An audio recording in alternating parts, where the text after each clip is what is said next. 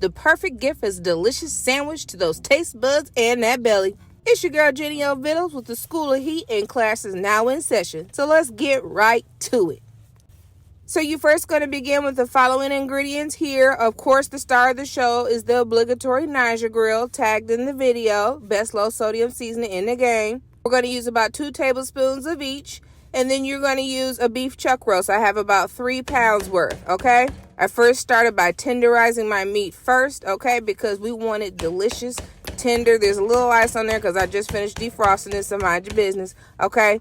So first, I washed and patted dry my meat. After I tenderized it, I'm going to come in first by rubbing in 2 tablespoons of olive oil on each side. And then I come in with those seasonings that I mixed together. And what I'm going to do, instead of rubbing it for it to fall off, is I'm going to gently pat it into my meat, okay?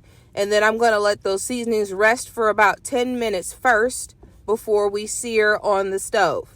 Now, you could tell that this is going to be flavored. Look how beautiful that color is. You could tell that Niger grill because look at that rich color. So you know this is about to be fire, okay? We're not lacking in flavor. Into your skillet, add 2 tablespoons of butter. Melt that down, and we are going to sear for about 3 to 4 minutes on each side. Then transfer that back into your baking dish, which you're going to put in your roast, okay? Put the rest of the butter and the other seasonings and that juiciness into the meat as well. We're not going to waste a thing. Put about 4 tablespoons of butter on top of my roast, and then I'm going to come in with just a few dashes of that W sauce. Worcestershire. What's the correct way to say that? Okay, nobody has told me. And then I'm coming in with about 2/3 cup of water around the side, okay? Bake at 350 for about 3 hours. Now, this is about the 2.5 hour mark. It wasn't ready yet because it's not fork tender. Put it back in there. Make sure you cover tightly with foil. Now, I'll put it in there for another 30 minutes. So after 3 hours, it was fork tender, ready to come right out. Minimal effort. Now we're ready. Now, while that roast is setting, we're going to go ahead and take all the juice, all the deliciousness. Look at the rich color and flavor of that. Go ahead and put that in a pot.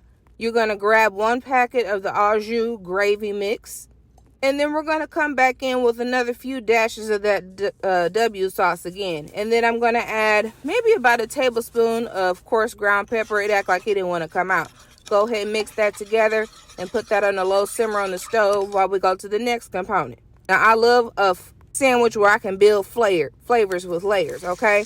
I have 2 onions that I sliced up into a skillet. You're going to melt down 2 tablespoons of butter. Go ahead and caramelize those onions on a medium. Don't do it high because we don't want to burn those onions, okay? So they'll take about 15 minutes. Be patient. This is the bread that I used. I went ahead and cut it up.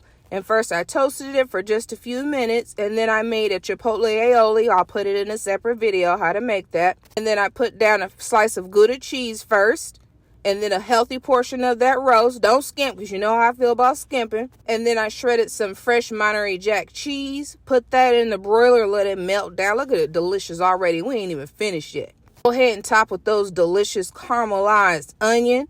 Put some more of that aioli on the top of that bread. Go ahead and top that bad boy. We're going to go ahead and cut it in half.